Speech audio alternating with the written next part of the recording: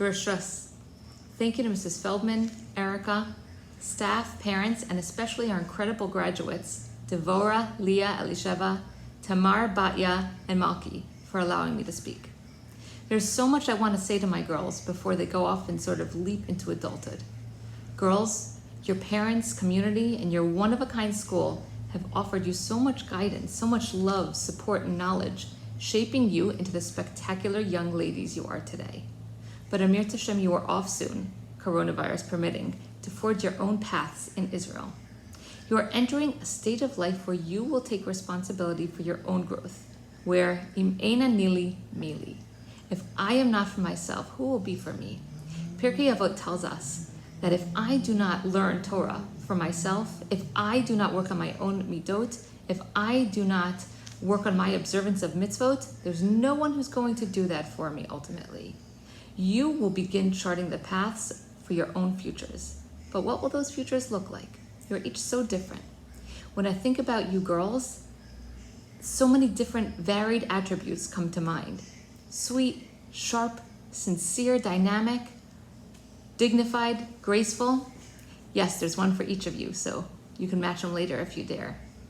I decided to quickly just highlight two midot, which I believe characterize your entire class, both of which will serve you well in the future. First, the Talmud in Ta'anit 20b tells us as follows: Le'olam hevi rach kekana. A person should always be flexible like a reed. Ve'al tehi kasha ke'erez, and he should not be tough or hard like a cedar tree. Why? Ma kana zeh im yatsu daled ruchot ha'olam kana holech uva imahen. If huge winds come from any direction to blow this reed, the reed will just sway with the wind. Amdu arba ruchot ha'olam. If the four winds of the world stand still, amad kana bimkomo. The reed will just stand still in its place. It does not snap because it can adapt to the forces around it. Ma sofo shel kana zeh. What is the ultimate future, the destiny of this kana? Zacha litol mimeno komos lichtobo sefer Torah. It merits that we take part of the writing utensil that we use to write a sefer Torah from the reed. Well, girls, you have probably memorized a lot of this in Bekia's class, but you've done so much more than memorize it. You have embodied it. This has been a crazy year on so many fronts. Remember, we were Zooming before it was cool, and I cannot think of another group of young ladies who would have transitioned as smoothly with each change throughout the course of the year. I don't think you expressed even a single complaint. Whatever the circumstances were, you were prepared to do whatever was necessary and do it well and pleasantly. I don't know of a group of adults twice your age who would have adapted as seamlessly and graciously. And the second aspect, besides flexibility, which you girls have in common, is an unusual focus on others. When I taught you the first time, in Navi 9, I recall trying to get some of you to speak.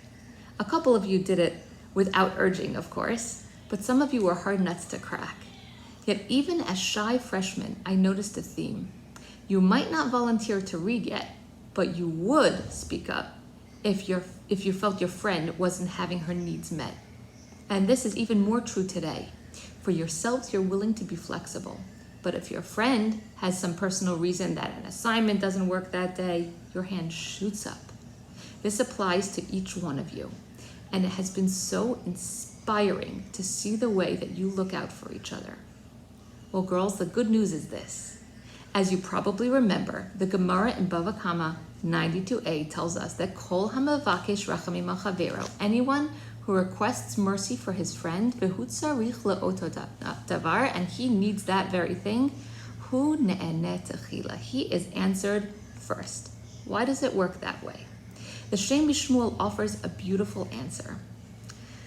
The person who requests good for his friend becomes the conduit, the pipeline, the path through which the blessing comes to that friend. And once it's passing through her on the way to her friend, she benefits along the way. Girls, we saw that the flexibility of the reed makes it a vessel for Torah. And we saw that focus on the needs of a friend makes us a pipeline for blessing. My hope for you is that you continue to use these and all your other incredible strengths and be a source of Torah and blessing for yourselves and for the entire world around you. Mazel tov.